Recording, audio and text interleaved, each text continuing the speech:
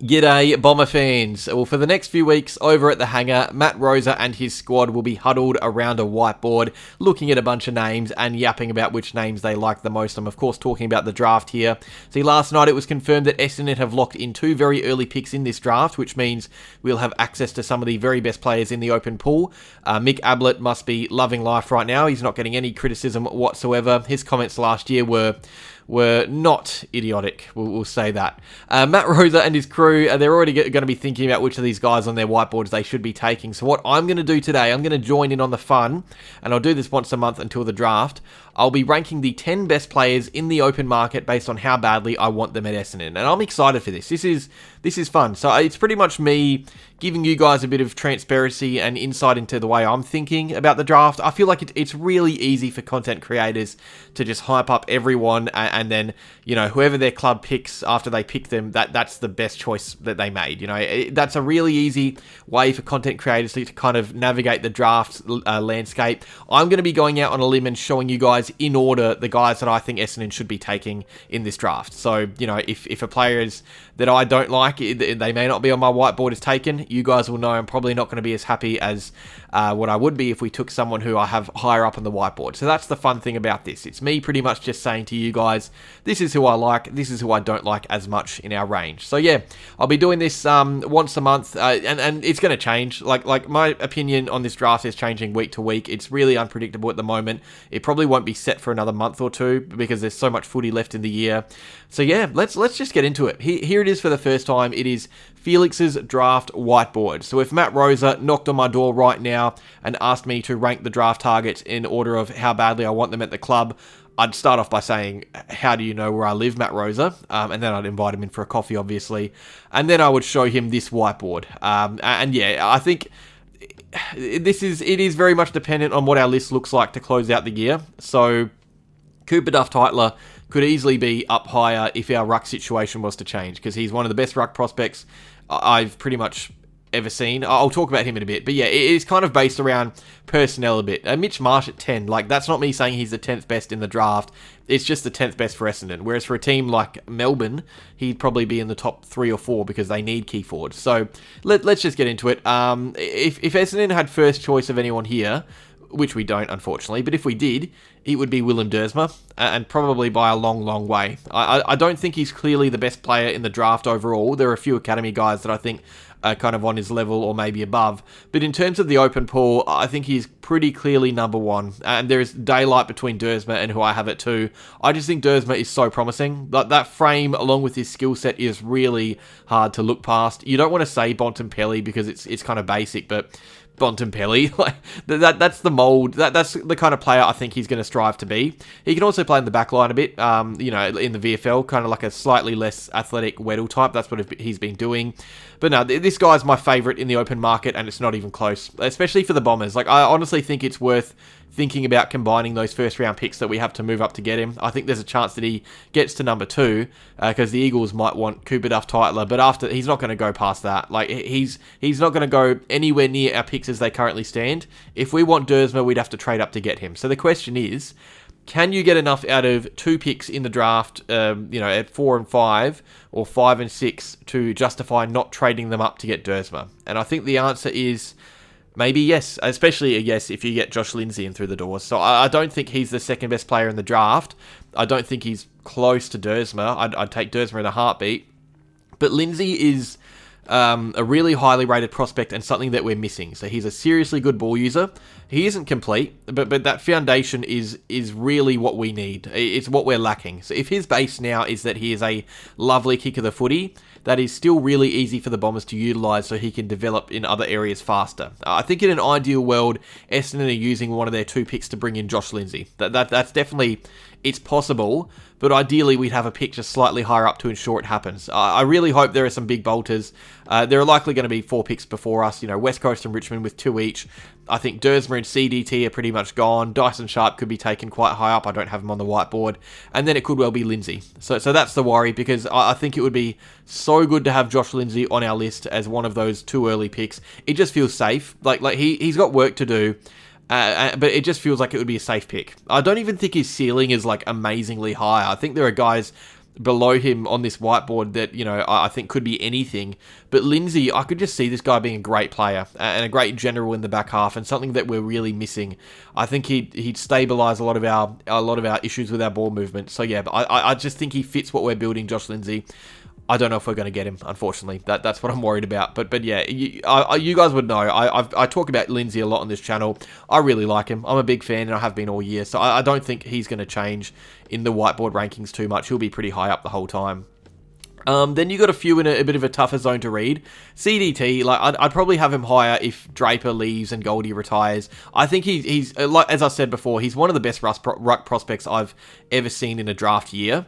And it does feel weird drafting a ruck with an early pick, but there is a lot here with CDT. His athleticism, he's actually good on the ball. It's not what we need right now, but it might be in a few weeks if certain things were to happen. So, yeah, CDT is one to watch. Then you've got the midfielders, and this is where Essendon really come in, I think. This is where we're going to be picking. You've got Sam Cumming, you've got Ollie Greaves, my boy Harley Barker. That's probably where I lose a few of you who pay attention to the draft more. I'll talk about Cumming and Greaves first, because yeah, I think we probably walk away with one of those two players. I'm honestly pretty comfortable predicting that. I think these guys are going to be available, and Essendon will need to draft midfielders. I think these two are probably the best midfielders in the open draft, because pure midfielders, I should say. I probably prefer Cumming slightly more at the moment, because we kind of, maybe it's after the Carlton loss where we were just so flat, but we need that spirit and heart around the club.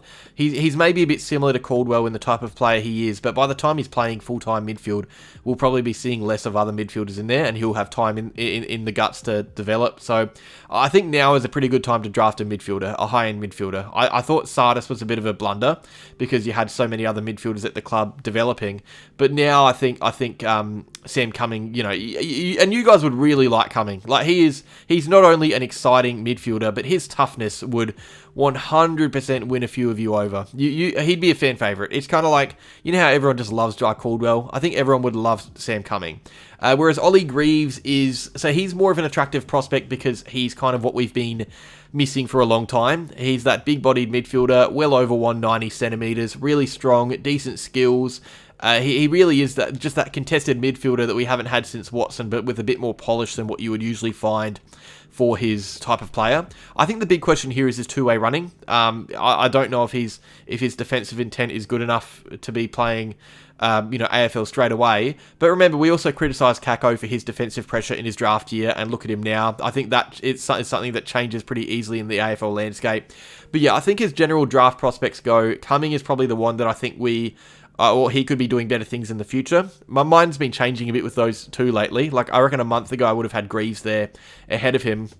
And it's not even really because of form, because Cumming's been injured and Greaves has been playing really good footy. I guess I've just been thinking about these two more. But yeah, I reckon familiarise yourself with Sam Cumming, familiarise yourself with Ollie Greaves. I think we'll be talking about them a lot this year. They're both going to be available for our picks probably, and they're both midfielders, which is what we are going to be looking for in the draft. This is the weird one coming up now. Harley Barker. Maybe the most out-of-place player on my whiteboard. Look, he's a wingman out of SA. Great size, great frame. Really awesome athletic attributes. He is super fit, and we need good runners, the Bombers. But he is a good, powerful runner. I like his smarts. He's someone who would really not get lost in transition, but actually lose his players when we're transitioning. He is a super damaging wingman going forward because he finds space so easily through work rate alone. I really rate Harley Barker a lot. I don't think I've seen him in anyone else's top 20, let alone top 10. So I think this might just be a me thing. Sometimes this happens, people will just latch on to someone in the draft who they like more. And sometimes it works. Logan Morris is someone who I really liked in the draft despite him going late. But yeah, I don't know if I'm missing a glaring flaw in his game or if others are missing what I'm seeing. I just think this guy could be an unreal player in the future. I like a wingman as well. Joel Frazier year before last was such a highly rated wingman, and look at him now. Wingmen, they're just smarter footballers. That's what it is. And I think there's, room for Barker to grow in the midfield as well, like Frazier. I'm going to die on this hill. I honestly think I could have Barker above Greaves. I would be absolutely thrilled if we walk away with Harley Barker. We probably won't. He's done his ACL, so he'll slide even more. It's probably hard to justify using an early pick on him. He's not going to play straight away, and he's going to come to a club with injury issues. It's not a match made in heaven. But look at Taj Hodden. Like you can draft players who have done their ACL, and I think I just really wouldn't complain at all if the club went early on Barker. I love him. From the looks of things, we probably won't. But I think this is someone who could really improve Essendon, and I'm going to have my eyes on him wherever he goes, and I'll be doing a big old "I told you so" if it works out, and if it doesn't, I will never speak of it again. Xavier Taylor next up, so he's definitely higher up because of a positional thing. So like he's still top 15 calculations. Harley Barker's like verging on top 30 at the moment, I think. So that one's really out there. Xavier Taylor, not as much. Taylor is a key defender, very good one. He also attacks from defence, which I like. He can run with the footy. And I think like he's not that big stand and deliver type defender, which clubs usually go for in the draft. And that's probably good. Like, we've got 100 of those types of defenders. Mackay, Reed, Hayes. We probably don't need any more big 2-metre defenders. Taylor's early 190s and athletic, so he's a bit different. Plays on smaller keys, works off his contest, kind of similar to what Ridley does, and we don't know if Ridley's body's going to hold up, so I think this would be a little decent protege type option for the Bombers. Jacob Farrow is another who's higher up here because of the type of player he is. So he's a 189cm defender or midfielder. Really good frame, great size, and great user of the footy. He probably needs to work on his, not competitiveness, because that sounds harsh, but maybe like defensive intent is a better way to go about it. He is so calm on the footy, so relaxed with the ball, but also so relaxed in other areas of his game too. But yeah, like his base, like with Lindsay, is what we're looking for. Like if he comes to the club and he's a really good ball user at a good size, that's what we're lacking. So there is definitely a player to work with here. West Aussie too, so I'm sure Matt Rosa will be having a look at him. Where are we? Noah Hibbins-Hargraves. Maybe a little bit, like I've hopped on the recency bias train. Like he's fresh off a 5-goal, 27 disposal game after being injured for quite a bit after champs. But he was a highly rated prospect anyway. I think this is someone who kind of just links. He's not that midfielder. He's not that deep forward. He can be both. He's really versatile. But when this guy is tearing games up for me, it's in that 80 to 40 meter range from goal. He's kind of setting things up going in or finishing himself. He's a little under 190, but he can be used as a marking target in the same way that Fritsch can. I think this is a bit of a bolter potentially. He had a huge game on the weekend, as I said, and he's someone who I don't know if the Bombers need him, but you wouldn't complain. I think he'd make your team better. Mitch Marsh is another good example of that. So he's a smaller key forward, kind of a Nate Caddy type. And the thing is, we'd be asking, why do we need Mitch Marsh if we have Nate Caddy? And that's why I've got him a bit far down. But I actually think if this was a plain power ranking, not for Essendon, but in general, he'd probably be in the top 3 or 4. He is a seriously talented kid. I really like him. He's that mobile, smaller key forward, great goal kicker. But what I really love, and this stat is awesome. So 34 disposals at champs in 4 games, not great. 29 of those disposals were score involvements. So that is Mitch Marsh. He is so impactful, really high ceiling.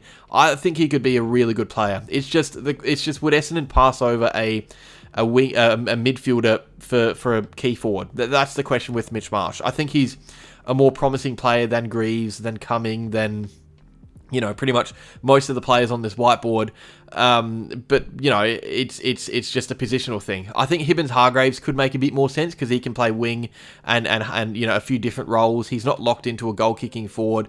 Whereas Mitch Marsh, I probably see him being a similar player to Caddy at his absolute best. The fun thing with that is, can Caddy become something else? Can Mitch Marsh become something else? I think I could see Caddy being an unreal wingman. He's been playing midfield at training every now and then to start the year. So yeah, I think there's 100% room for both Caddy and Marsh in the same team, and that would be extremely dangerous. They don't both have to be forwards. It's just whether we desperately need that, or if we would rather go for a Cumming or Greaves type. Remember, we've got 100 key forwards on our list, and this is a really good exercise when you think about list management, because yes, Liam McMahon has kicked 11 goals in 5 games. That is awesome. But if you were to choose between Liam McMahon and Mitch Marsh, of who should be on the list out of those two, every day of the week, I'm picking Mitch Marsh. Every day of the week. I think he's a really talented player, this guy. So if it gets to the draft and he's available, maybe the club says, stuff it, he's the best available talent. But yeah, that's my 10. Look, and it's a good 10. Like, those are really good players, good prospects. We're obviously not going to be able to take Dersma. I don't think... I'm going to say CDT as well, and maybe Lindsay. I think those three might be gone before our first picks, which is annoying. Remember, like, we are currently holding on to picks 4 and 5. That is going to change to picks 5 and 6 when West Coast get compensation for Oscar Allen. So you can cross 4 names off this list. One of those names is going to be Dersma. One is going to be Cooper Duff-Tytler. I'm confident they're going to be gone. Dyson Sharp, who I don't have on this top 10 whiteboard, probably will be taken early as well.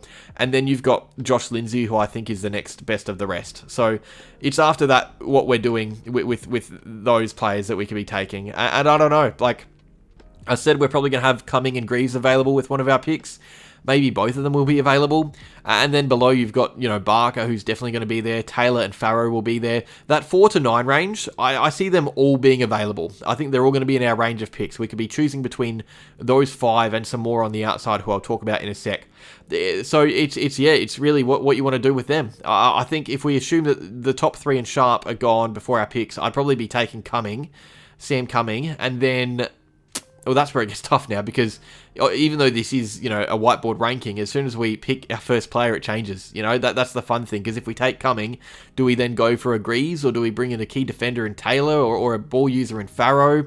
I think a fun thing about this draft is, and this is why Lindsay is such a good prospect for us, is that when you have back-to-back picks, you can really get a nice little combo in. I liked what Melbourne did last year with Xavier Lindsay and Harley Langford. They're very different players, but it's a nice combo, and it builds in areas that they're lacking in for 2 different players, within 2 picks. So what Essendon could be doing, let's say Lindsay's available, you bring in Josh Lindsay for ball use and Ollie Greaves for that grunt.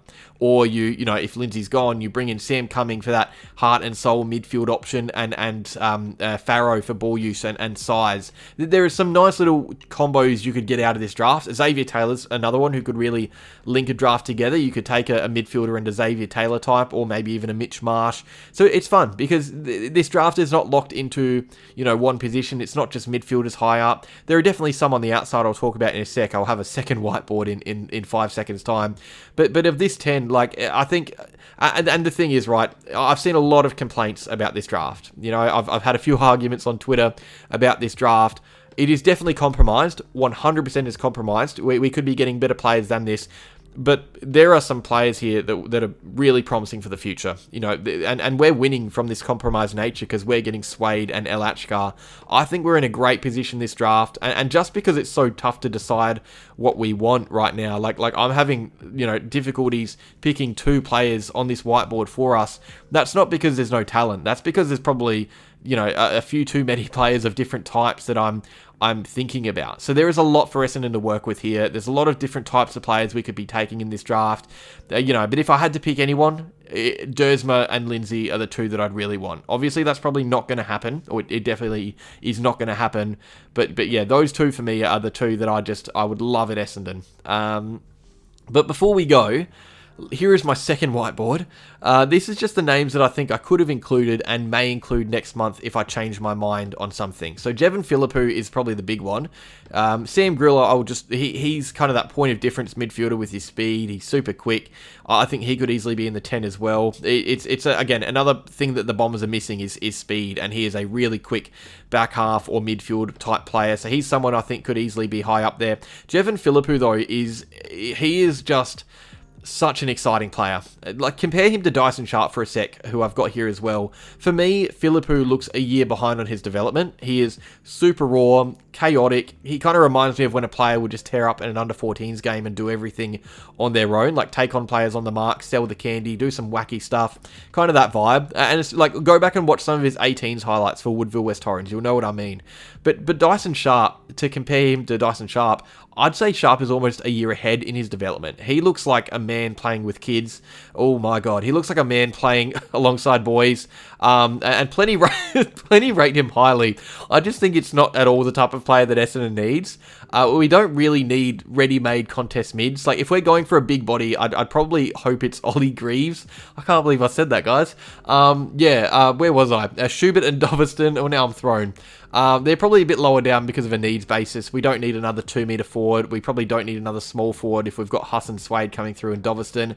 That is that. I'm going to end the video. I'm going to end the video now. I'm going to stop talking. That is the first of my whiteboard reveals.